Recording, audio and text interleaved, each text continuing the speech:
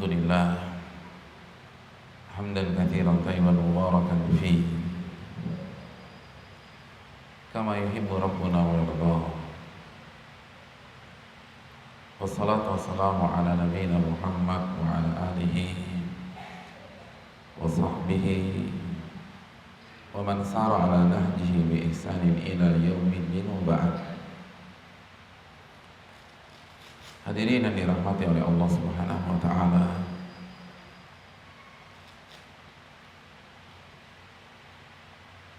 Tidak ada kata yang pantas untuk kita ucapkan pada pagi hari ini,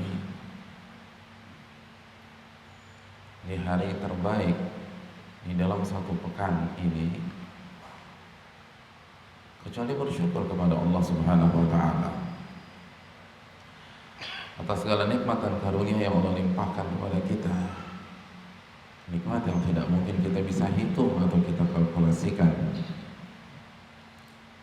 dan nikmat yang harus kita syukuri secara khusus adalah nikmat iman, nikmat Islam, dan nikmat hidayah, sehingga kita dapat melangkahkan kaki kita di pagi hari ini menuju salah satu rumah-rumah Allah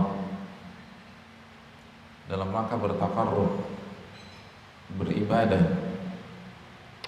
mengerjakan salah satu syiar dari syiar-syiar Islam, salat subuh berjamaah, dan kita tetap bersimpuh di hadapan Allah sampai syuruk nanti dalam rangka beribadah, menambah khasanah ilmu agama kita. Hadirin yang dirahmati oleh Allah Subhanahu wa taala. Dan yang lebih membahagiakan kita, bahwa kajian kita diselenggarakan di salah satu waktu terbaik, salah satu prime time-nya waktu dalam sehari. Nabi kita SAW bersabda, "Burika li ummati fi bukuriha." Umatku itu diberkahi di waktu pagi.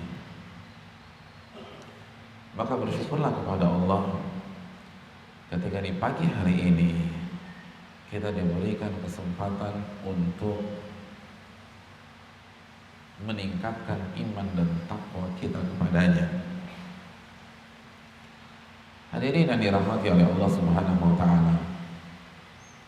Selanjutnya salawat dan salam semoga senantiasa tercurahkan kepada qudwah kita, uswah hasanah kita, Nabi besar Nabi Muhammad sallallahu alaihi wasallam beserta para keluarga beliau, para sahabat-sahabat beliau, dan orang-orang yang istiqamah berjalan di bawah naungan sunnah beliau sampai hari kiamat kelak.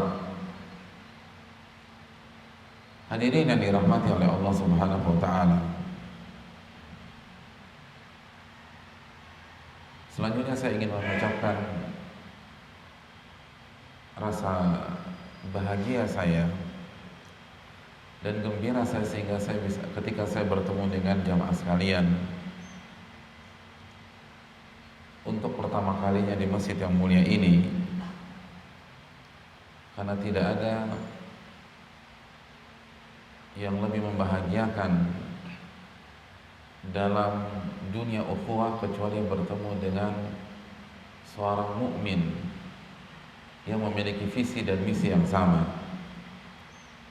Dan pertemuan itu dilangsungkan di salah satu rumah-rumah Allah Jalla wa'ala dalam rangka beribadah. Al-Imam Syafi'i pernah mengatakan, jika aku melihat salah satu dari ahlu sunnah, faka'anni ra'aitu ashaban Nabi sallallahu alaihi wasallam. Kalau aku bertemu dengan salah satu ahlu sunnah wal jamaah, maka seakan-akan aku sedang bertemu dengan Rasulullah, seakan-akan aku bertemu dengan sahabat Nabi kita sallallahu alaihi wasallam. Apalagi kita hidup di zaman fitnah, di mana fitnah syahwat, fitnah syubhat berada di tengah-tengah kita, maka kita butuh teman, kita butuh saudara, kita butuh ibadah yang akan menolong kita keluar dari fitnah ini. Sanashuddu 'adudaka bi akhi. Allah Subhanahu wa taala berfirman, kami akan menolong Anda melalui saudara Anda. Maka tidak ada yang lebih membahagiakan kecuali bertemu dengan antum semua dalam rangka bertakwa kepada Allah Subhanahu wa taala. Hadirin yang dirahmati oleh Allah Subhanahu wa taala, dosa-dosa yang dianggap biasa, dosa-dosa yang diremehkan, telah kita ketahui bersama bahwa tugas kita ketika Allah ciptakan kita adalah untuk menghamba, untuk beribadah. Allah Subhanahu wa taala berfirman dalam surat Adz-Dzariyat ayat 56, "Wa ma khalaqtul jinna wal insa illa liya'budun." Tidaklah aku ciptakan jin dan manusia kecuali untuk beribadah kepada diriku. Apa tafsir ibadah dalam ayat ini? Siapa tahu tafsir ibadah dalam ayat ini? Al-Imam Mujahid, murid langsung dari Ibnu Abbas, menjelaskan bahwa makna ibadah dalam ayat ini adalah li'amurahum wa anhahum, untuk aku perintah dan untuk aku larang. Untuk aku perintah dan untuk aku larang. Maka ketika seorang hamba tidak menjalankan perintah-perintah Allah yang hukumnya wajib dan larangan-larangan Allah yang hukumnya haram, maka ia terjatuh ke dalam dosa. Jatuh ke dalam dosa. Dan ternyata hadirin yang dirahmati oleh Allah, di antara dosa-dosa tersebut ada dosa yang dilalaikan oleh manusia, ada dosa yang disepelekan oleh kita dan masyarakat kita. Dan apabila hal itu dibiarkan, maka kita akan dimasukkan ke dalam neraka Allah Subhanahu wa taala. Oleh karena itu, untuk mengefektifkan waktu, apa saja dosa yang diremehkan oleh banyak manusia, yang dilalaikan oleh banyak manusia, padahal dosa itu sangat mudah menyeret kita ke dalam azab kubur, ke dalam tragedi pada hari kiamat, dan anti klimaksnya diazab oleh Allah Subhanahu wa taala di dalam siksa api neraka. Hadirin yang dirahmati oleh Allah Subhanahu wa taala, berbicara tentang dosa-dosa yang dilalaikan itu sangat banyak, apalagi di zaman kita yang penuh dengan fitnah syahwat, penuh dengan fitnah syubhat, penuh dengan ketidaktahuan tentang masalah agama, kemiskinan ilmu kita, dan seterusnya. Namun yang ingin saya tekankan pada pagi hari ini adalah beberapa dosa yang sifatnya induk dan mencakup dosa-dosa lain yang dilalaikan oleh manusia. Dosa yang pertama, hadirin yang dirahmati oleh Allah Subhanahu wa taala, dosa yang diremehkan dan dilalaikan oleh banyak orang pada hari ini adalah tidak tertariknya menuntut ilmu agama, minimnya animo, semangat, hasrat, gairah untuk mempelajari ilmu Allah, mengkaji Al-Quranul Karim dan hadis-hadis Nabi Sallallahu Alaihi Wasallam. Padahal Nabi kita Sallallahu Alaihi Wasallam bersabda dalam hadis riwayat Imam Ibnu Majah, Talabul ilmi faridatun ala kulli muslim. Menuntut ilmu agama hukumnya wajib bagi setiap muslim dan muslimah, muslim yang laki-laki maupun muslim yang wanita. Faridatun ala kulli muslim, wajib hukumnya. Hadirin yang dirahmati oleh Allah, apabila kita mendengar kata wajib, apa yang terbesit di benak kita? Kalau kita dengar kata wajib, yang terbesit di benak kita apa?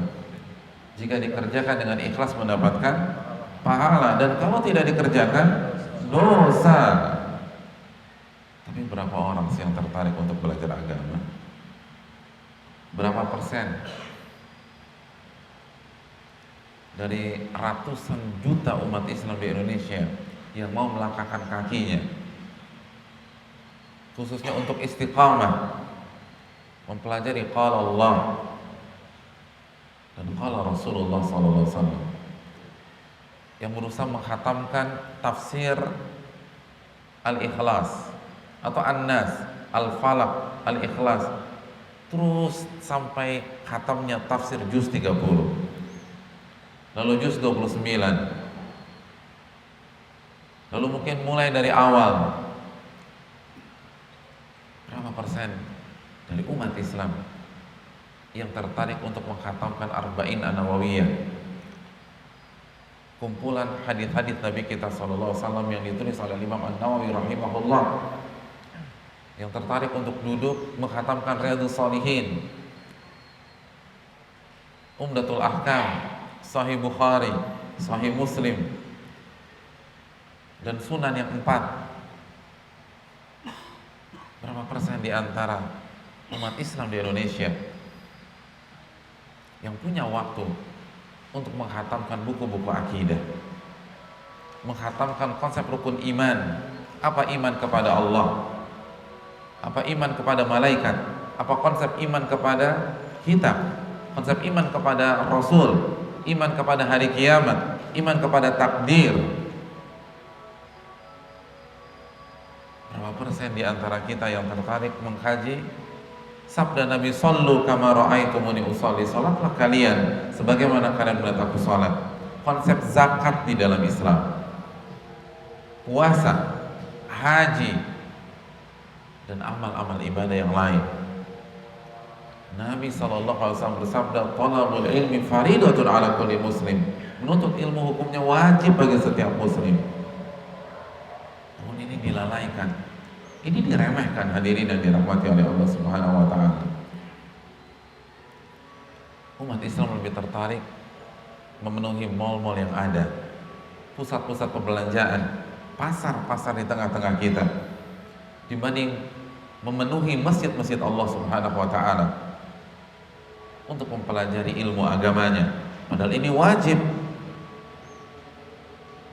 Dan apabila kita tidak mengerjakan yang wajib, maka kita berdosa, hadirin yang dirahmati oleh Allah.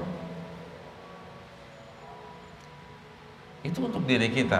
Lalu bagaimana kita mengamalkan surat At-Tahrim ayat 6? Qu anfusakum wa ahlikum nara. Jagalah diri kalian dan keluarga kalian dari siksa api neraka. Apa tafsir Ali bin Abi Thalib radhiyallahu taala an? Menjaga istri dan anak-anak dari api neraka adalah mengajarkan mereka ilmu agama. Bagaimana kita bisa mengajarkan istri dan anak kita ilmu agama sedangkan kita tidak tahu ilmu agama? Ulama mengatakan faqidu syai' la yu'ti. Orang yang nggak punya nggak bisa memberi. Kita nggak punya uang, bagaimana kita bisa bersedekah? Bagaimana kita bisa berinfak? Kita tidak tahu makna la ilaha illallah karena kita nggak pernah belajar, kita nggak pernah ngaji. Bagaimana mengajarkan anak kita la ilaha illallah? Kita tidak tahu makna wa anna Muhammadan Rasulullah. Bagaimana kita bisa ajarkan istri kita Muhammadan Rasulullah? Kita tidak tahu apa makna Islam, apa konsep Islam. Bagaimana kita bisa mengajarkan Islam di hadapan istri dan anak-anak? Talabul ilmi faridatun ala kulli muslim. Menuntut ilmu agama hukumnya wajib bagi setiap muslim. Wajib. Ini bukan kegiatan alternatif. Ini bukan kegiatan sekunder. Kalau sempat datang, kalau nggak sempat kirim salam aja sama ustadznya. Ini harus dikerjakan. Kita harus belajar, belajar, belajar, belajar, dan belajar. Hadirin yang dirahmati oleh Allah Subhanahu wa taala. Karena ini kunci surga kita. Ini yang akan menentukan mana surga dan mana neraka. Karena kalau kita tidak belajar, bagaimana kita bisa mengetahui ibadah yang diterima oleh Allah dan ibadah yang tidak diterima oleh Allah Subhanahu wa taala? Ingat hadirin yang dirahmati oleh Allah, tidak setiap orang yang beribadah sukses dalam ibadahnya. Tidak setiap orang yang sholat diterima sholatnya. Tidak setiap orang yang puasa diterima puasanya. Nabi SAW bersabda, Inna rajulan la yusalli sittina sana fala tuqbalu lahu salat. Sesungguhnya ada seseorang yang mengerjakan salat selama 60 tahun tapi tidak ada salatnya yang diterima oleh Allah Subhanahu wa taala. Satupun salatnya tidak ada yang diterima. Salat subuhnya ditolak, salat zuhurnya ditolak, salat asarnya ditolak, salat maghribnya ditolak, salat isyanya ditolak. Kalau salat wajib ditolak, bagaimana nasib salat sunnah? Duhanya didiskualifikasi, tahajudnya dicampakkan oleh Allah Subhanahu wa taala, tidak ada yang diterima.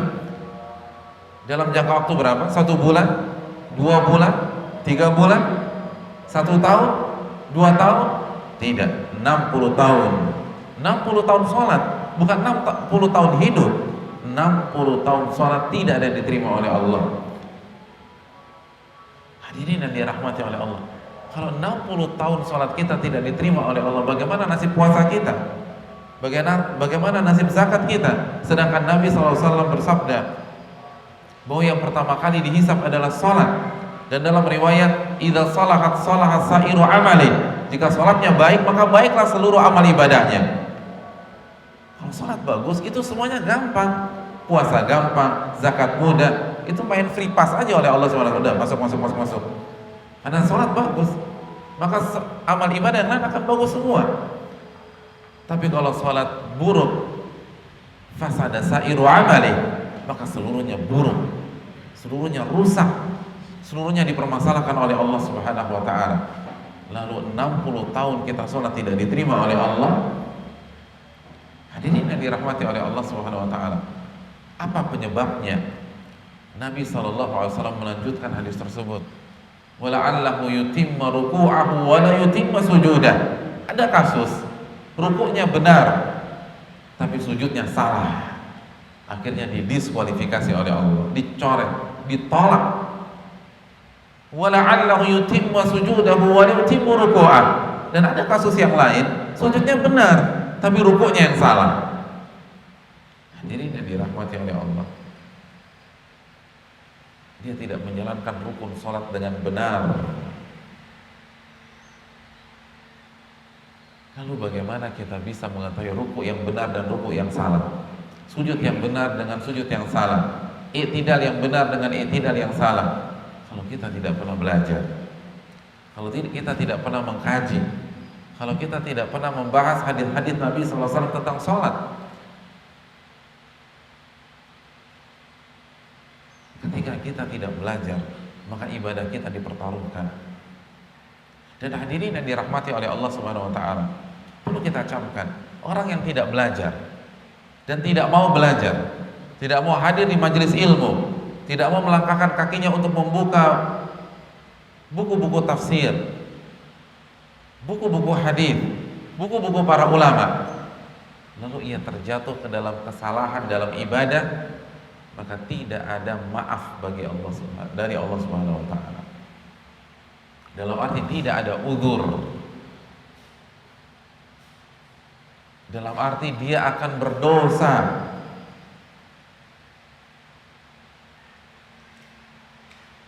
Dan ayat di akhir surat Al-Baqarah, Rabbana la tu'akhidna in nasina au akhtana, tidak berlaku bagi orang ini. Wahai Rabb kami, janganlah engkau hukum kami disebabkan kesalahan-kesalahan kami yang kami lakukan karena kami lupa atau kami nggak tahu, kami lalai. Salah satu makna ayat ini adalah bahwa orang yang tidak tahu lalu melakukan dosa dimaafkan oleh Allah Subhanahu wa taala. Namun jika kita melakukan kesalahan disebabkan kita tidak mau belajar, kita tidak punya waktu untuk mengkaji, kita tidak punya waktu untuk mempelajari firman-firman Allah dan hadis-hadis Nabi kita sallallahu alaihi wasallam, maka tidak ada uzur. Karena ulama kita membedakan mana kesalahan karena ketidaktahuan dan mana kesalahan karena sengaja tidak tahu, istiqomah untuk menjadi orang yang nggak tahu. Jadi nggak mau belajar, diundang pengajian nggak datang, diajak ngaji kitab tidak mau hadir. Allah Subhanahu wa taala berfirman dalam surat Taha ayat 124, "Wa man a'rada 'an dzikri fa inna lahu ma'isyatan dhanka wa nahsyuruhu yaumal qiyamati a'ma. Qala rabbi lima hasyartani a'ma wa qad kuntu basira. Qala kadzalika atatka ayatuna fanasitaha wa kadzalika al-yawma tunsa." Man a'rada an dzikri, dan barang siapa yang berpaling dari peringatanku, berpaling dari ilmuku, berpaling dari agamaku. Berpaling, apa arti berpaling? Ketika kita lagi nggak suka sama orang, lalu orang tersebut mendatangi kita, maka kita berpaling, kita buang muka. Mungkin kita muter balik, kita cari jalan lain. Nah begitu juga, dapat undangan kajian, buang muka, nggak mau datang, nggak mau hadir, nggak punya waktu, waktunya hanya untuk dunia, nggak mau datang untuk belajar, itu tidak mau, itu kan berpaling. Fa inna lahu ma'isyatan dhanka, maka dia akan menjalani kehidupan yang penuh dengan derita, penuh dengan kesengsaraan. Tidak ada kebahagiaan di sana, tidak ada ketenangan. Hidupnya sengsara, dan sengsara. Walaupun dia kaya. Hadirin, harta bukan jaminan.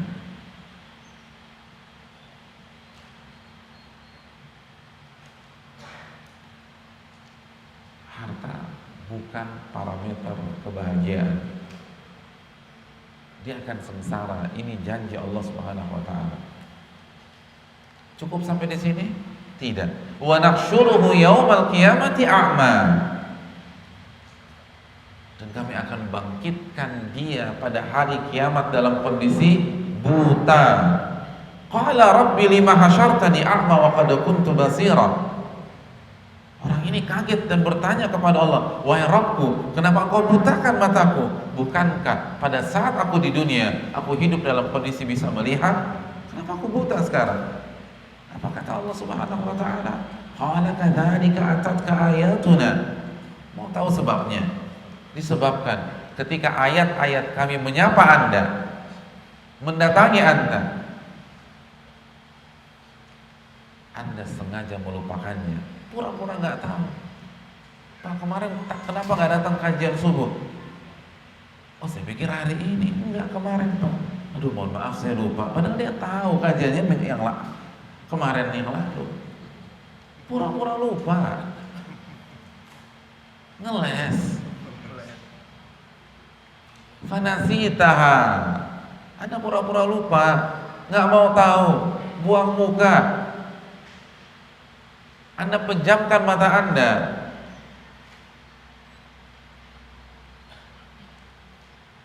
Wa kadzalika al-yauma tunsa, dan hari ini Anda kami lupakan.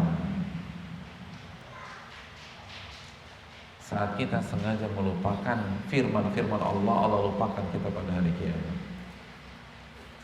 Pada saat kita menutup mata, di saat firman Allah dan hadis Nabi menghampiri kita, kita nutup mata, maka mata kita benar-benar akan ditutup oleh Allah pada hari kiamat. Benar-benar ditutup, dibutakan. Ayat 124 dan seterusnya. Hadirin sekalian, kita harus belajar, belajar, belajar, dan belajar. Karena agama kita adalah agama ilmu. Agama kita bukan agama keturunan, bukan agama fanatik, bukan hanya agama yang mengandalkan otot dan emosi. Allah berfirman dalam surat Al-Isra ayat 36, "Wala taqfu ma laisa laka bihi ilm." Dan janganlah Anda mengikuti sesuatu yang Anda tidak tahu ilmunya. Inna sam'a wal basara wal fuada kullu ulaika kana anhu mas'ula. Sesungguhnya pendengaran Anda, penglihatan Anda, dan hati Anda semua akan ditanya oleh Allah Subhanahu wa taala.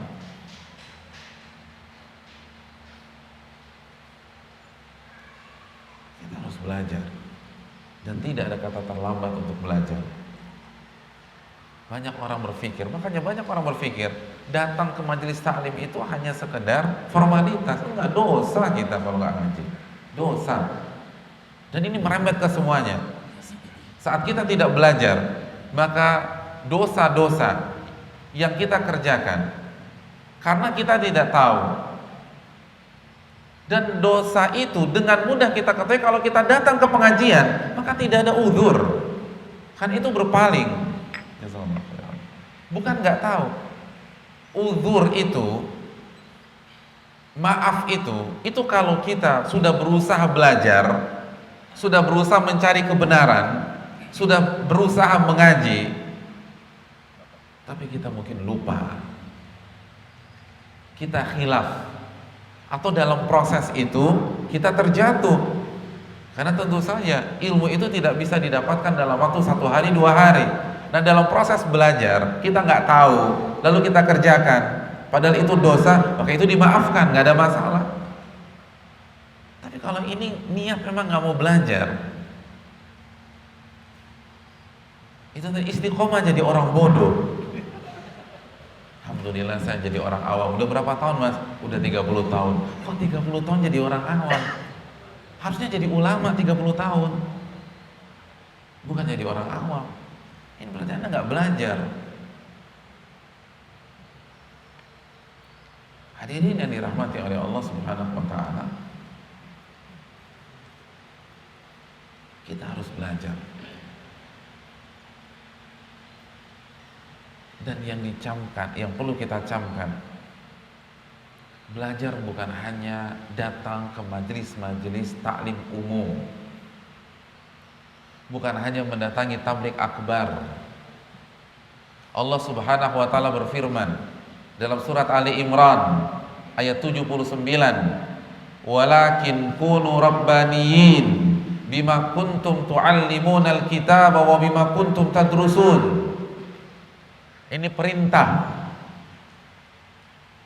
Hukum asal perintah melahirkan hukum apa? Wajib. Iya apa tidak? Pernah dengar kaidah usul fikih ini? Al aslu fil amri yaqtadil wujub. Hukum asal perintah melahirkan hukum wajib.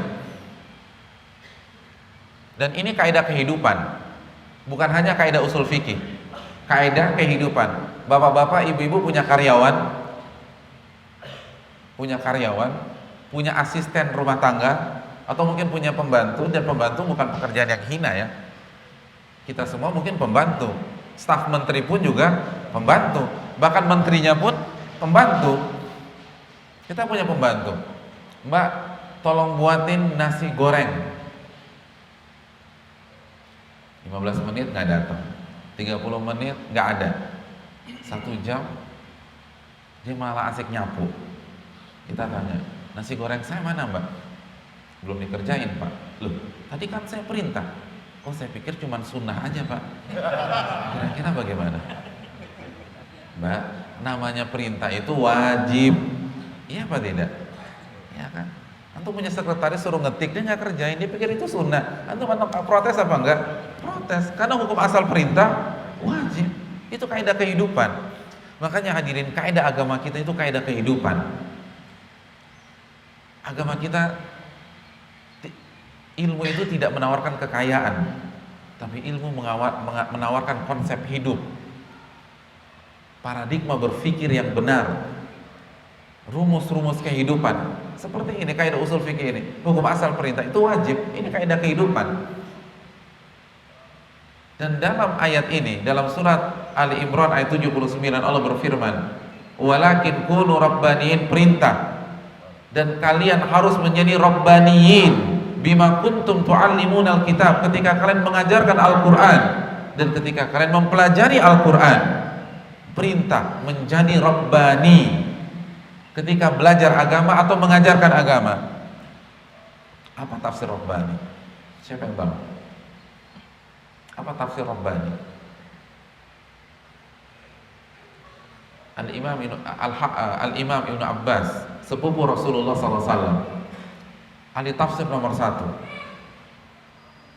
menjelaskan, dan tafsir beliau bisa antum cek di Sahih Bukhari, di Fathul Bari, bahwa rabbaniyin adalah orang-orang yang mempelajari ilmu secara bertahap, mulai dari hal-hal basic, hal-hal dasar, hal-hal kesarian, tetapi mengakar, pondasi secara berkesinambungan, secara kontinu, secara rutin, sampai perkara-perkara besar. Itu rabbani. Itu rabbani.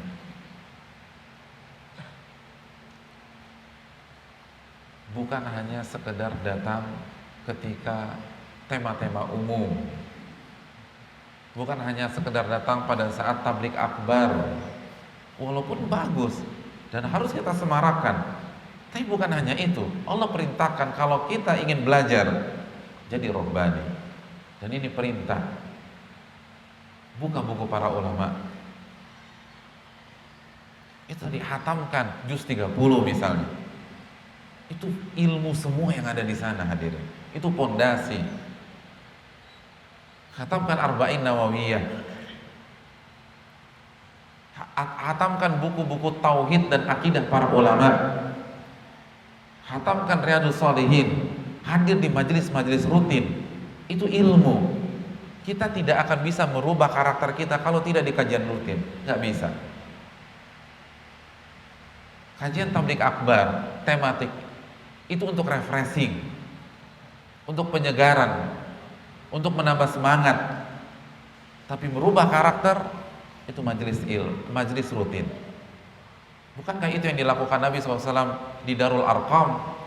Rutin. Dan itu yang dilakukan para ulama. Kalau antum pergi umrah, lalu antum hadir di Masjid Nabawi atau Masjidil Haram, dan antum melihat para ulama mengajarkan ilmu, apa yang mereka ajarkan? Mereka ajarkan buku-buku hadis Nabi SAW, buku-buku fikih para ulama secara rutin setiap hari, atau seminggu 4 kali, seminggu 5 kali, atau seminggu 3 kali. Buku pertama khatam, buku kedua khatam, buku ketiga khatam, buku keempat khatam, buku kelima khatam. Itu metode para ulama. Dan disitulah lahir para ulama di generasi berikutnya. Di majelis-majelis itulah lahir orang-orang yang takut kepada Allah, karena mereka langsung baca ayatnya, mereka langsung baca hadisnya, mereka datang dengan kitab, dan mereka bisa lihat langsung bahwa ini bukan hanya permainan retorika sang guru, tapi ini ada ayatnya, ini ada hadisnya, ini keterangan para ulamanya, dan continue. Hadirin yang dirahmati oleh Allah, itu belajar, dan itu yang harus kita lakukan. Duduk di majelis para ustadz-ustadz kita, ustadz-ustadz yang ada di Bali, yang ada di Denpasar, datangi majelis-majelis mereka, khatamkan buku-buku para ulama kita, dan itu indah, hadirin.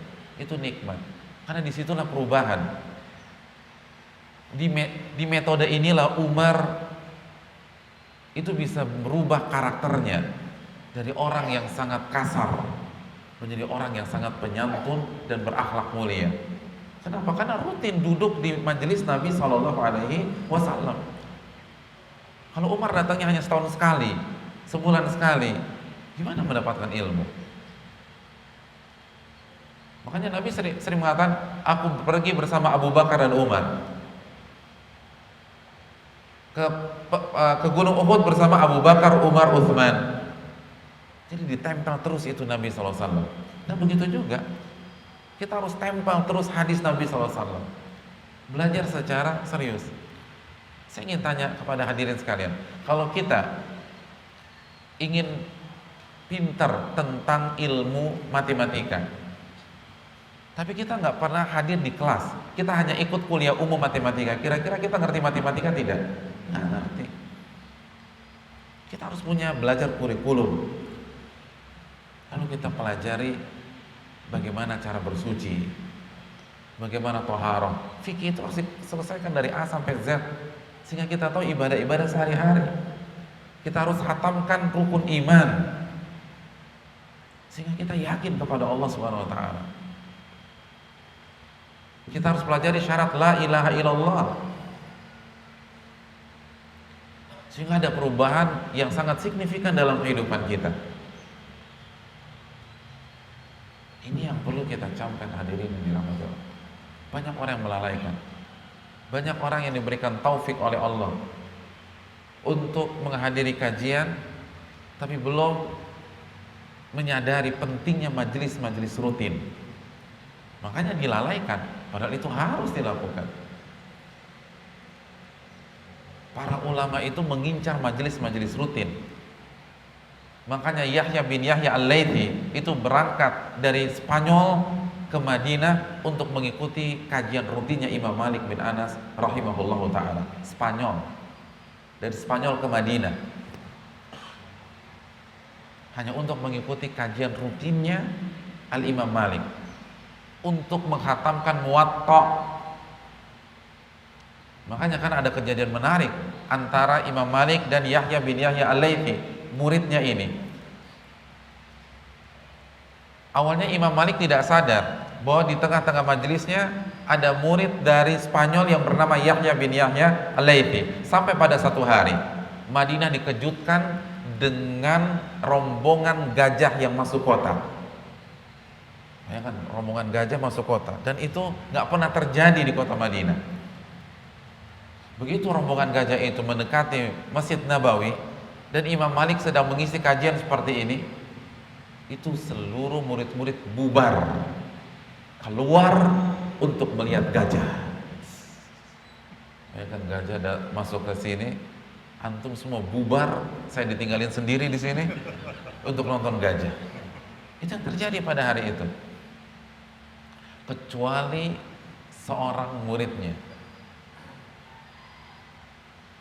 Maka Imam Malik bingung sama nih orang, dan beliau belum kenal sebelumnya. Kok yang lain bubar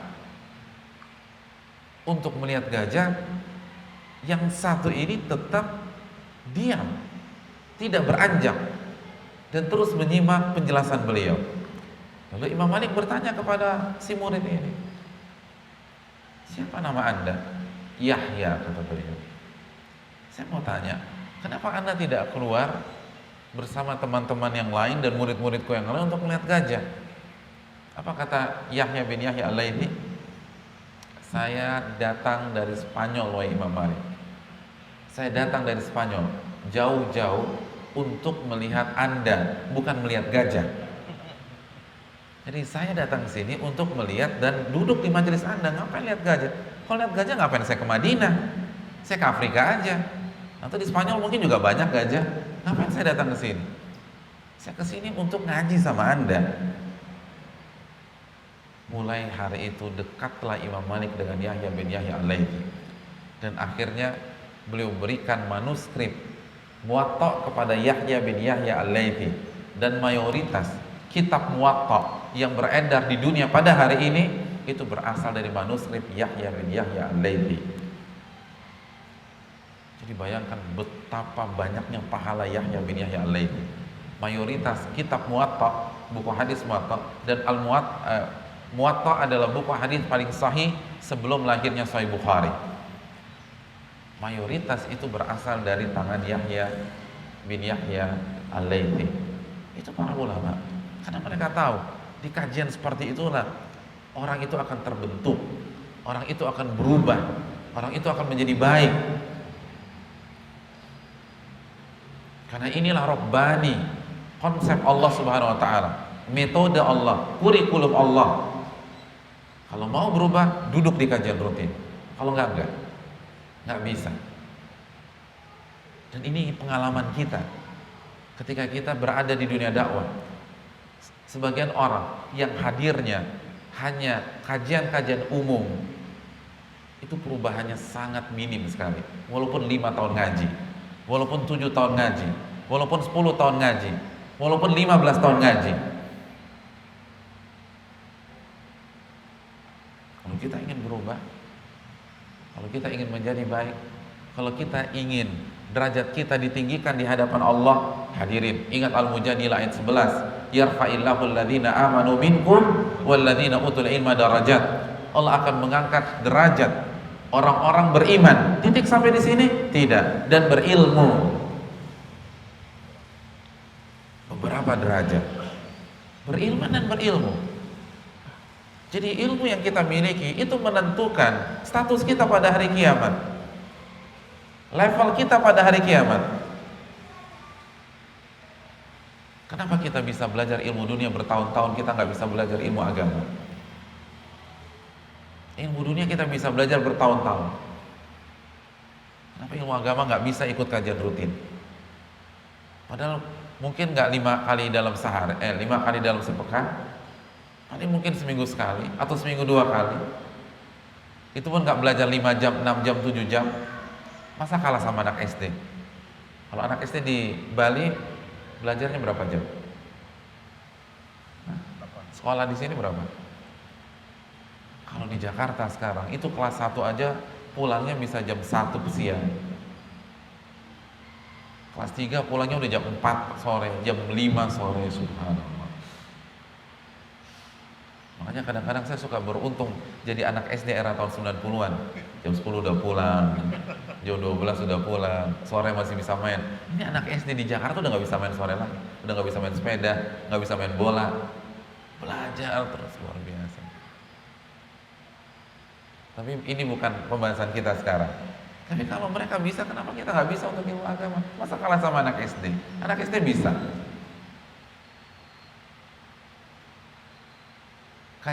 Kajian di Bali, kalau kajian rutin itu berapa jam sekali kajian? 3 jam? 4 jam? Paling 1,5 jam. Dipotong salat maghrib, salat isya.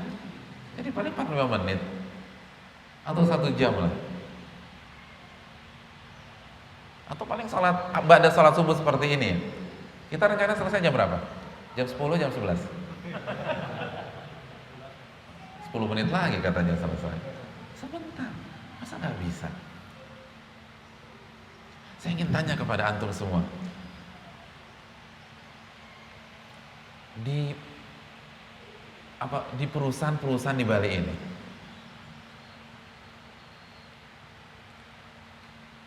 atau di pemerintahan, kalau ada orang hari ini datang membawa selembar kertas ijazah SD-nya untuk melamar pekerjaan, kira-kira diterima atau tidak?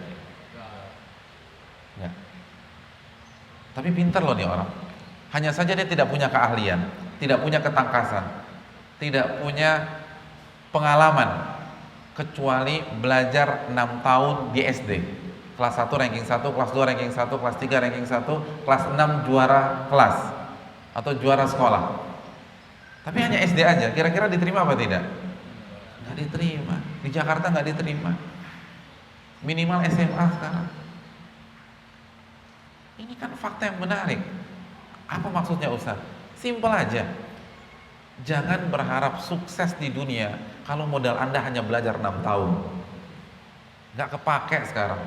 Nggak kepake, Anda harus belajar lagi. Hanya modal 6 tahun, Anda nggak bisa sukses di dunia sekarang, nggak dipakai orang, tanpa mengurangi rasa hormat kita. Itulah dunia sekarang, kan dipakai. Kalau dipakai mungkin karena ada relasi, itu pun nggak akan meningkat karirnya. Kecuali kalau dia belajar 6 tahun di SD, tapi dia punya keahlian lain, belajar di tempat lain. Yang saya titik beratkan, dia hanya belajar 6 tahun aja, tok, titik gitu loh. Gak kepake. Gak kepake di mana? Di mana? Di dunia. Dunia yang apa? Dunia yang hina, dunia yang rendah, dunia yang semu. Kalau 6 tahun belajar tidak kepake di dunia yang hina, mungkinkah sukses di akhirat hanya belajar seadanya? Logika macam apa yang bisa menerima hal tersebut? Gak mungkin lah. Wal akhiratu khairul laka minal ula, kata Allah. Dan akhirat itu lebih baik, lebih bergengsi daripada dunia.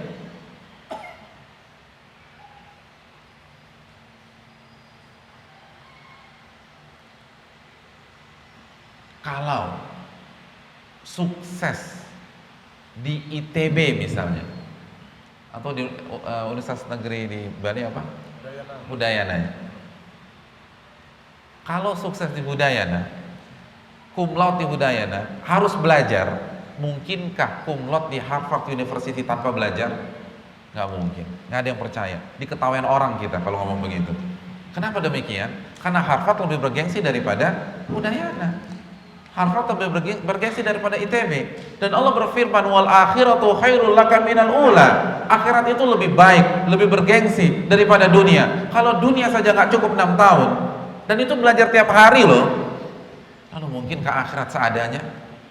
Hanya sekedar datang aja, hanya sekedar lewat saja? Nggak mungkin, mustahil.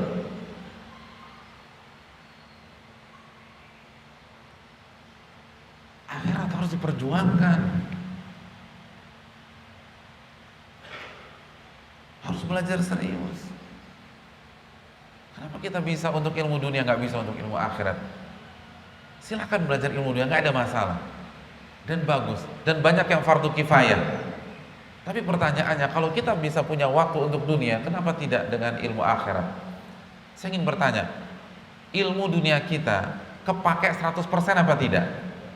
Siapa di antara antum yang pada saat hidup atau benar-benar menjalani kehidupan menggunakan seluruh ilmu yang dia pelajari di SMA-nya? Nggak usah SMA deh, SD deh, SD. SD itu kan belajar basic semua ya. Siapa yang ketika belanja pakai rumus logaritma, siapa? Nah, kalau nawar pakai rumus luas jajaran genjang, saya masih ingat luas jajaran genjang. Lupa. Kenapa lupa? Karena nggak dipakai.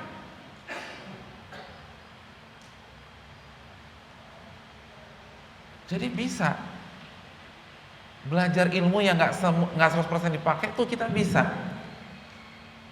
Bahkan begitu kita punya anak dan cucu, kita motivasi anak kita untuk belajar ilmu tersebut. Saya belum pernah melihat ada orang yang menasihati anaknya ketika lagi belajar tuh anak, kata dia, nak kalau belajar jangan terlalu serius, itu tuh nggak semuanya kepake. Papa nih pengalaman. Kan ada yang bilang begitu. Selalu bilang belajar yang rajin ya nak, belajar yang rajin ya nak, belajar yang rajin ya nak. Padahal kita tahu nggak semua ilmu itu kepake, nggak semuanya kepake. Tapi tetap dimotivasi belajar yang rajin ya nak. Kalau itu bisa untuk ilmu yang nggak semuanya kepake, bagaimana dengan ilmu akhirat yang 100% kepake? Dan nggak usah tunggu. Betapa banyak dari kita kerjanya berbeda dengan fakultas yang kita pilih waktu itu. Dalam ilmu agama, hari pertama kepake 100%. Kenapa demikian? Karena di hari pertama kita akan didatangi oleh 2 malaikat di dalam kubur. Dalam hadis Barra bin Azib, dan malaikat akan bertanya, man rabbuka wa madinuka wa manir rajulul ladzi bu'itsa fikum. Siapa Rabbmu? Dan apa agamamu? Dan siapa Rabb? Siapa Rasul yang diutus di tengah-tengah dirimu? Dan tahukah ada pertanyaan keempat dalam hadis riwayat Imam Ahmad? Allah akan bertanya tentang ilmu agama kita. Apa saja sudah dipelajari? Dan pada hari kiamat kaki kita tidak akan beranjak dari sisi Allah hatta yus'al an arba, sampai ditanya tentang 4 perkara.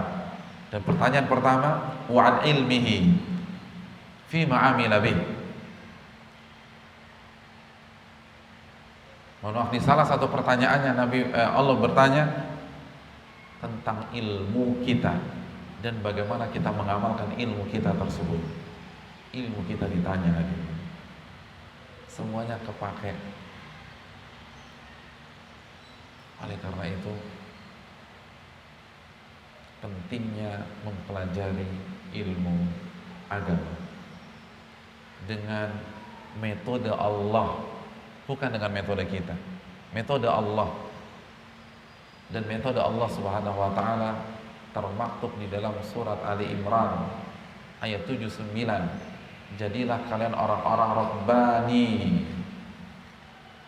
yang belajar ilmu bukan hanya ketika ada event-event tertentu saja, namun bertahap, rutin, continue, mulai dari perkara-perkara basic, perkara-perkara dasar keseharian, namun yang mengakar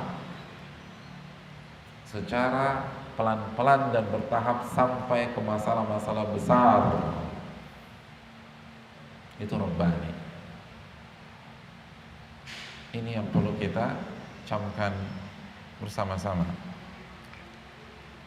Hadirin yang dirahmati oleh Allah Subhanahu wa taala. Berapa menit lagi sesi materi?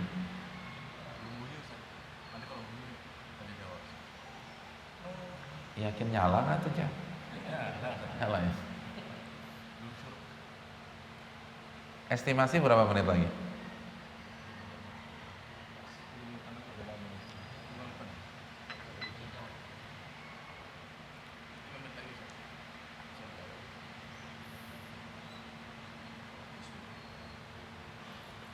Hadirin yang dirahmati oleh Allah Subhanahu wa taala.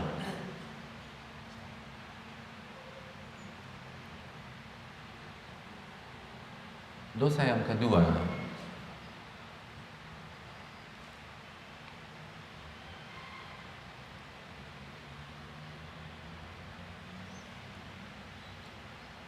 kurang memperhatikan amalan-amalan hati.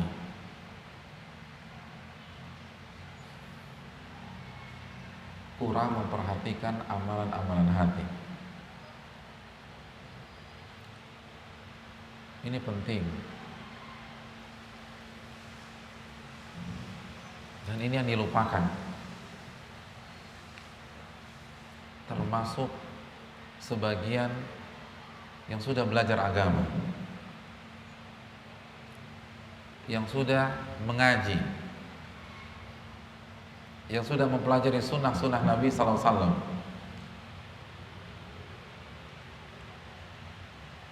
Al-Imam Ibnu Qudamah rahimahullah, dan Al-Imam Ibnu Qudamah adalah seorang ulama besar, dan beliau salah satu murid dari siapa? Syekh Abdul Qadir Jailani, salah satu ulama ahlu sunnah wal jamaah. Nah, habis.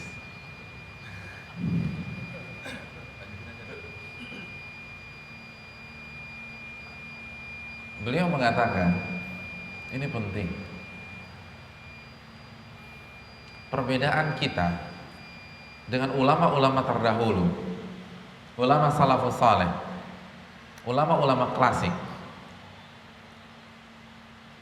Kita menghabiskan mayoritas waktu kita untuk amalan-amalan zahir,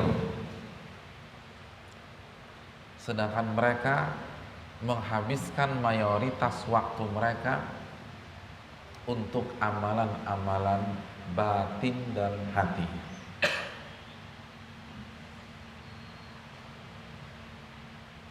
Jadi para ulama dulu, konsentrasi utama mereka bagaimana menjaga keikhlasan, menambah keyakinan, yakin sama Allah Subhanahu wa taala, ridha terhadap takdir, sabar ketika berhadapan dengan musibah, lapang dada ketika berhadapan dengan kesalahan saudaranya, khusyuk ketika sholat dan ibadah, tawadhu dan segenap amalan-amalan hati lainnya, tanpa meremehkan amalan-amalan zahir tentu saja. Tapi fokus utama, prioritas utama amalan hati.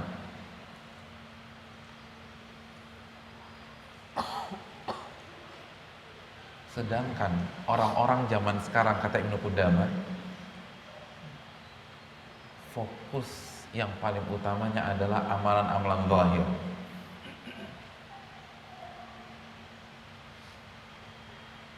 Masalah penampilan, pokoknya kalau sudah pakai atribut tertentu sudah merasa pasti masuk surga. Hadirin, penampilan itu penting, tidak ada yang boleh memperdebatkan. Tapi penampilan saja nggak cukup, nggak cukup. Saya ingin tanya, orang munafik zaman Nabi, penampilannya sama tidak dengan Nabi? Sama. Tapi fidarkil asfali minan nar, tapi berada di kerak neraka, kata Allah. Sebagian orang yang berpikir pokoknya kalau sunnah itu penampilan berubah, terlepas ikhlas apa enggak ikhlas, tawadu apa enggak tawadu, ridho terhadap takdir apa tidak, terlepas enggak pernah khusyuk ketika sholat, yang penting penampilan berubah. Ini keliru. Atau hanya sibuk mengerjakan amalan-amalan zahir yang lain seperti sholat, puasa, zakat, zikir, ngaji, tapi lupa menata hati. Udah ikhlas apa belum ketika sholat? Khusyuk apa enggak? Bisa menghayati atau tidak? Ketika membaca Al-Quran, meresapi apa tidak? Ketika membaca doa-doa keseharian, itu benar-benar direnungkan apa tidak dengan hatinya? Itu yang membuat banyak orang gagal. Jadi gagalnya seseorang masuk surga bukan hanya sekedar tidak beribadah, tapi di antara sebab kegagalan adalah semangat beribadah amalan zahir tapi lupa menata hati. Saya ingin tanya, orang yang sholat 80 tahun tapi riya masuk surga apa enggak? Nah, riya, syirik, itu kan karena lupa menata hati. Ustadz, berarti kita nggak perlu memperhatikan amalan-amalan zahir dong? Keliru. Bukankah Nabi SAW bersabda, ala inna fil jasadi mudghah, ketahuilah dalam jasad seseorang ada segumpal daging, idza salahat salahal jasadu kullu, kalau daging itu baik maka baiklah seluruh anggota badan, wa idza fasadat fasadal jasadu kullu, dan apabila daging itu rusak maka rusaklah seluruh anggota badan, ala wahiyal qalbu, ketahuilah daging tersebut adalah qalbu atau hati kalau terjemahan populer kita. Inilah cerdasnya ulama. Jadi ketika mereka memfokuskan dan memprioritaskan hati, karena mereka paham kalau hati mereka baik, sholat akan bagus, zikir akan bagus, puasa akan bagus, haji akan bagus, ngaji akan semangat. Tapi kalau keikhlasan sudah rusak, sudah ada kepentingan, sudah ada tendensi di sana, sudah ada pencitraan di sana, semuanya basa-basi, semuanya formalitas, dan tidak ada perkembangan. Sebagaimana orang munafik bertahun-tahun bersama Nabi nggak ada kemajuan karena nggak menata hati. Yuraunan nas, orang munafik itu riya, hatinya kotor, tidak ada keikhlasan. Ini yang terkadang dilupakan.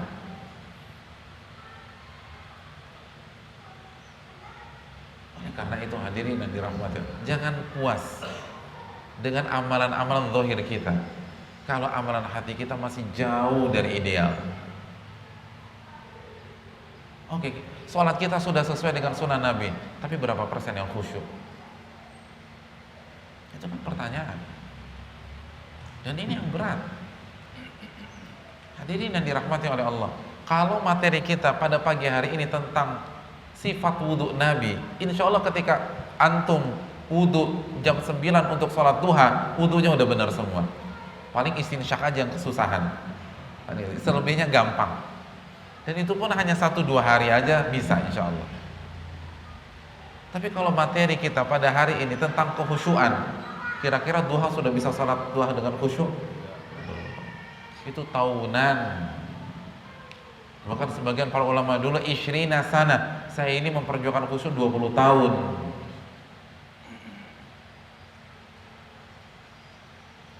Itulah sebabnya mengapa mereka memprioritaskan masalah hati. Bukan meremehkan, nggak ada ceritanya para ulama meremehkan sholat, meremehkan puasa. Bagaimana kita bisa meremehkan? Allah berfirman dalam surat Al-Hajj 32, "Wa man yu'azzim sya'airallah fa innaha min taqwal qulub." Dan barang siapa yang mengagungkan, mensyiarkan syiar-syiar Allah, maka itu adalah bukti ketakwaan di dalam hati. Tapi mereka memprioritaskan hati karena mereka paham betapa besarnya peran hati ini. Abu Hurairah mengatakan, "Al-qalbu malikun wal a'dha'u junuduh." Hati itu raja dan yang lain itu tentara dan pembantu serta pasukannya. Kalau raja sudah kita pegang, yang lain enak kita kontrol.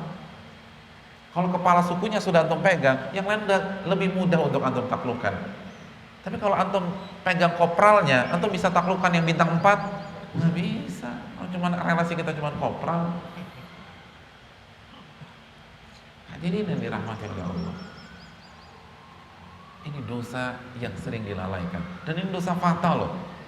Ketika kita sholat nggak ikhlas, itu bukan surga yang kita dapat, ancaman neraka yang menghadapi kita. Oleh karena itu hadirin yang dirahmati oleh Allah Subhanahu wa taala, perbaiki. Kalau hati baik, lisan akan baik. Makanya saya katakan di awal, dosa-dosa yang dilalaikan itu banyak, tapi yang kita bahas induknya.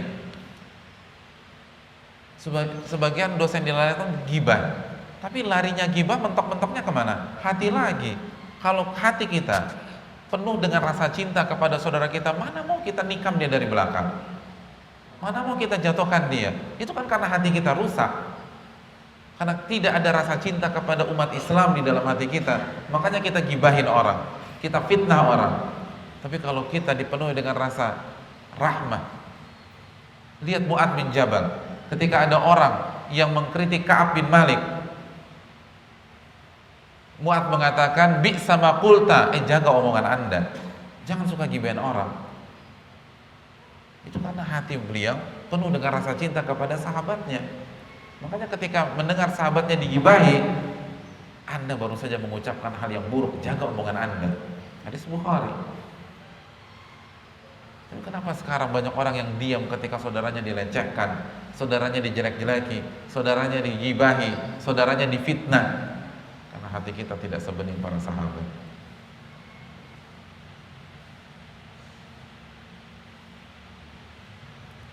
Ini yang perlu kita camkan, hadirin yang dirahmati oleh Allah. Kalau ini bisa kita pedang, semuanya kena. Makanya selama 13 tahun Nabi berdakwah di Madinah tidak ada puasa, tidak ada zakat. Sholat baru H-1 tahun diturunkan oleh Allah dalam bentuk sholat 5 waktu. Berarti selebihnya ngapain? Hati, dan hati. Ustaz bukannya akidah, ya akidah kan intinya di hati. La ilaha illallah kan yang harus menghujam di dalam hati. Karena Nabi sangat sadar bahwa ini yang berubah. Kalau hati sudah ikhlas, hati sudah tunduk untuk membuat satu kota, membuang khamernya, hanya butuh 1 ayat, hanya butuh 1 hari, hanya butuh mengutus seseorang dan menciarkan ala innal khamra qad hurrimat, ala innal khamra qad hurrimat. Ketahuilah khamr baru saja diharamkan, ketahuilah khamr baru saja diharamkan. Maka kita tahu bersama, Madinah langsung banjir khamr. Seluruh para sahabat membuang khamr masing-masing. Yang ada di botol dibuang seperti ini botolnya. Yang baru mau minum khamr seperti yang dilakukan oleh Anas bin Malik. Kita tahu Anas bin Malik pada saat itu baru saja mau menikmati khamr. Kalau bahasa kita ya, mereka baru mau khamr morning nih. Kalau kita kan coffee morning, Anas khamr morning. Begitu mau diminum, beliau mendengar ada suara utusan Nabi SAW, langsung dibuang. Sebagian ada yang terlanjur minum. Kalau antum yang terlanjur minum, kira-kira apa yang antum bilang? Alhamdulillah, untung gua minum sebelumnya. mereka memasukkan jari telunjuk mereka ke dalam tenggorokan dan dimuntahkan kembali. Hadirin sekalian, hanya satu air dan tidak lebih dari 1 kali 24 jam Madinah bersih dari khamar. Sedangkan kita untuk membuat khamar tidak ada di Indomaret, dan teman-temannya aja susah banget. Nggak boleh sebut merek ya. Yaudah. Itu dihapus aja. Kita ulang lagi. Untuk menghilangkan khamar di minimarket. Hah? Minimarket kan bukan nama. Tapi tetap aja konotasinya itu bukan nama. Minimarket, bayangkan pro dan kontra, takut kehilangan devisa, takut kehilangan turis, naudzubillah. Mana iman kepada Allah? Mana iman yang meyakini Allah itu Ar-Razzaq? Mana iman yang meyakini wa man yattaqillaha yaj'al lahu makhraja wa yarzuqhu min haitsu la yahtasib? Ini bukan menghilangkan khamar dari Indonesia loh. Menghilangkan khamar dari minimarket aja. Itu susahnya setengah mati. Kenapa? Karena amalan hati. Bukan karena sholat nggak sholat. Itu yang protes juga sholat. Ya nggak terima tuh sholat. Kalau Ramadan puasa, hati yang hilang. Oleh karena itu, dosa yang sering dilalaikan adalah tidak menata hati. Padahal ini inti dari agama kita, inti dari kebaikan, dan inti dari kehancuran. Ini yang bisa disampaikan. Semoga bermanfaat. Kita buka sesi tanya jawab. Barang siapa yang ingin bertanya atau memberikan koreksi jika saya ada kesalahan, saya berikan kesempatan. Wassalamualaikum warahmatullahi wabarakatuh.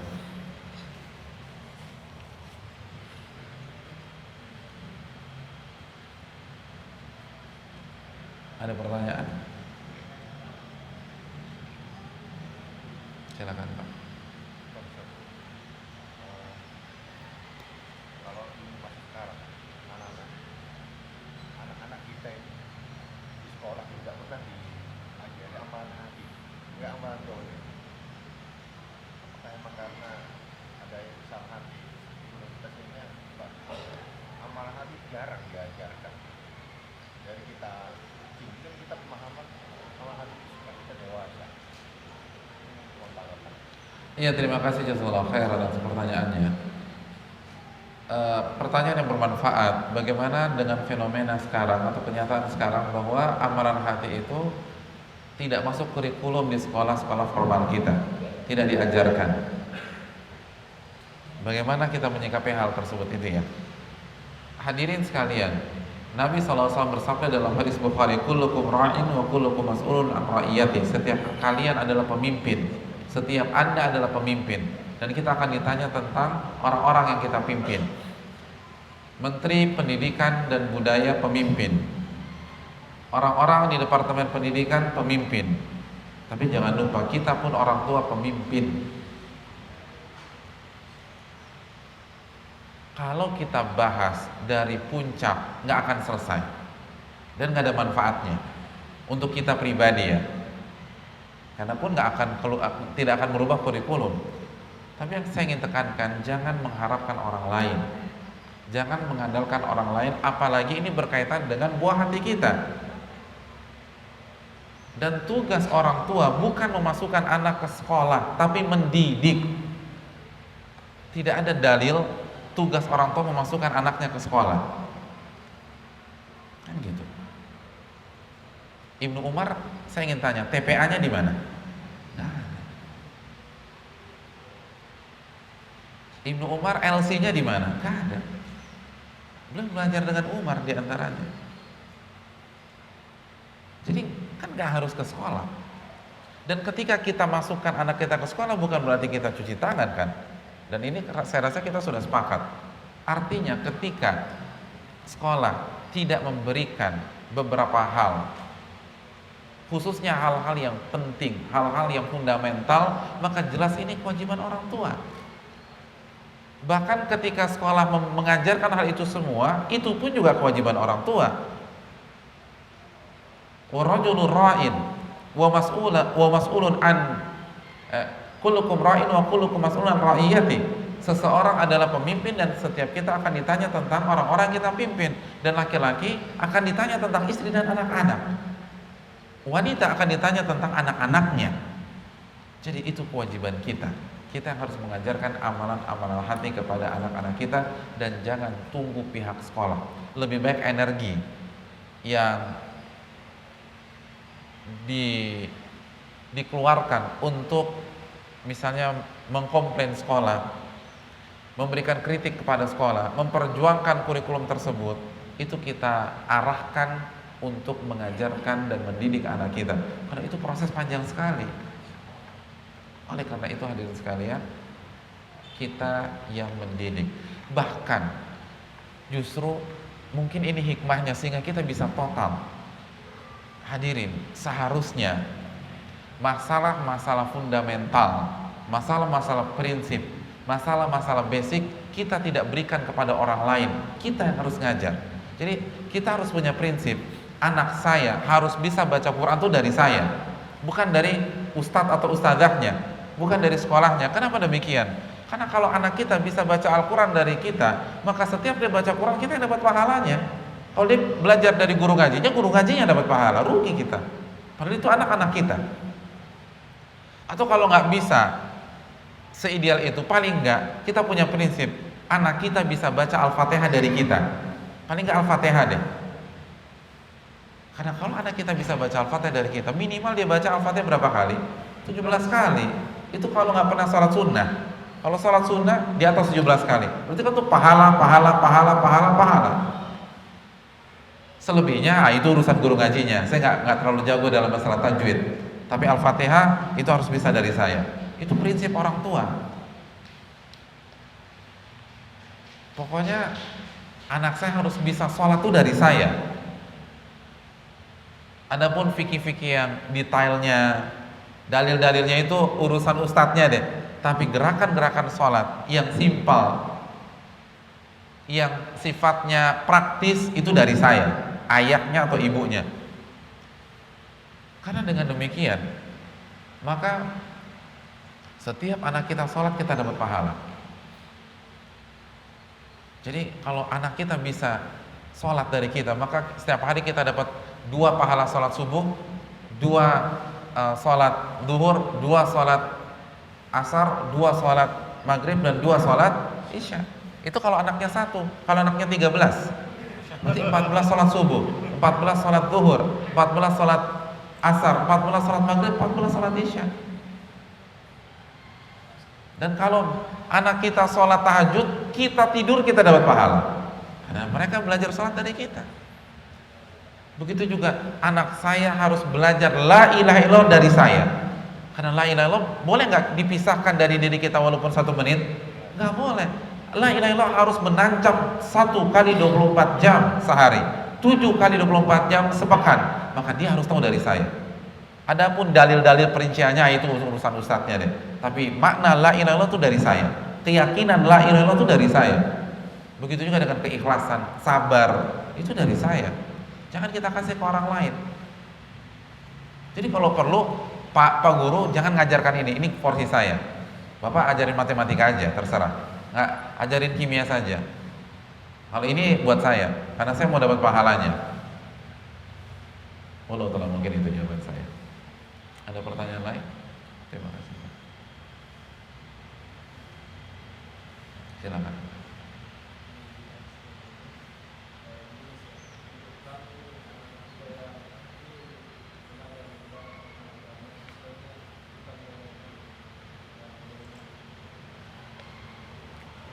Iya, terima kasih jazakallahu khair atas pertanyaannya. Bagaimana kalau kita ingin belajar agama khususnya generasi muda, bagaimana kita memulainya? Hadirin yang dirahmati oleh Allah Subhanahu wa taala, konsep kita al-aham fal muhim. Mulailah dari yang terpenting, baru yang penting, dan begitu seterusnya. Dan mulailah dari basic. Dalam semua bidang, kalau kita ingin kuasai, back to basic, kembali kepada dasar, basic. Begitu juga dengan agama, harus mulai dari basic, mulai dari akidah, konsep, prinsip beragama, lalu ibadah-ibadah sehari-hari yang wajib ain, sholat, kalau masuk Ramadan, puasa Ramadan. Lalu kalau kita orang kaya atau masuk haul, kita harus tahu zakat. Kalau kita suami, kita harus tahu hak, kewajiban dan hak suami. Kalau kita istri, hak dan kewajiban istri. Kalau kita belum menikah, kita harus tahu hukum yang berkaitan dengan status kita sebagai seorang anak, sebagai seorang keponakan, sebagai seorang anggota keluarga besar dalam rangka silaturahim, sebagai teman dan seterusnya. Mulai dari hal itu yang fardu ain dulu yang kita kerjakan, yang bersinggungan dengan kehidupan kita sehari-hari. Dan mulai dari materi akidah dan ibadah praktis sehari-hari yang fardu ain. Terus sekali lagi pelajari akhlak mulai dari skop yang paling kecil. Kalau kita punya waktu, dan mohon maaf, dan belajarnya sekali lagi rutin gitu loh. Ikuti majelis akidah, majelis ilmu yang mempelajari fikih praktis, buka buku fikih para ulama. Ikuti kajian tentang akhlak, misalnya Riyadhus Shalihin, itu penting. Nah, kalau kita punya waktu, apalagi ini pertanyaannya lebih mengkerucut ke anak muda, kalau kita bisa pelajari fardu kifayah itu bagus, pelajari bahasa Arab. Kalau memang ada kelas bahasa Arab, ikuti bahasa Arab, sehingga kita bisa baca kitab.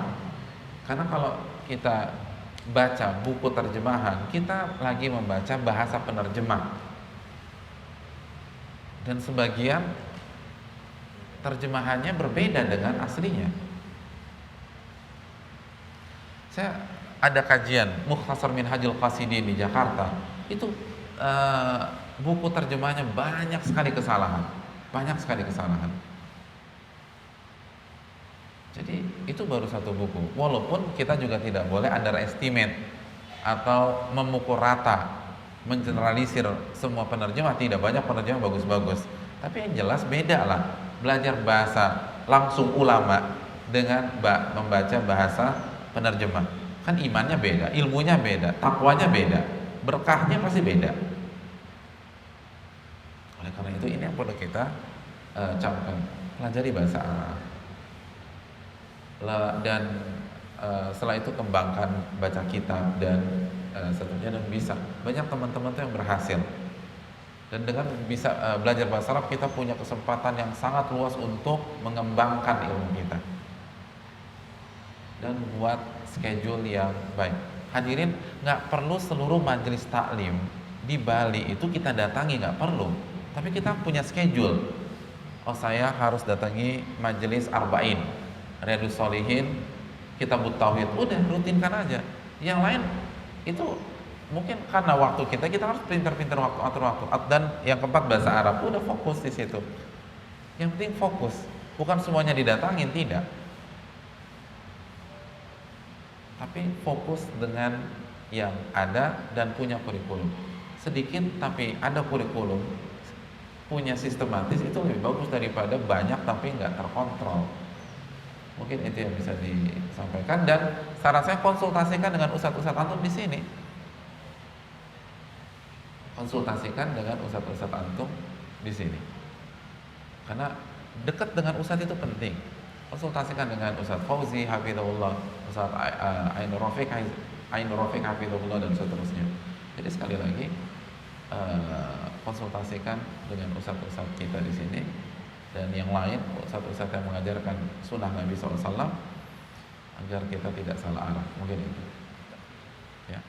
Saya rasa cukup sampai di sini. Terima kasih jazakallahu khairan atas atensi dan perhatiannya. Semoga pertemuan kita diberkahi oleh Allah Subhanahu wa taala, dan saya sungguh terhormat bisa bersama antum pada pagi hari ini. Wassallallahu wasallam ala nabiyina Muhammad. Subhanaka wa bihamdika la ilaha illa anta astaghfiruka wa atubu ilaik. Assalamualaikum.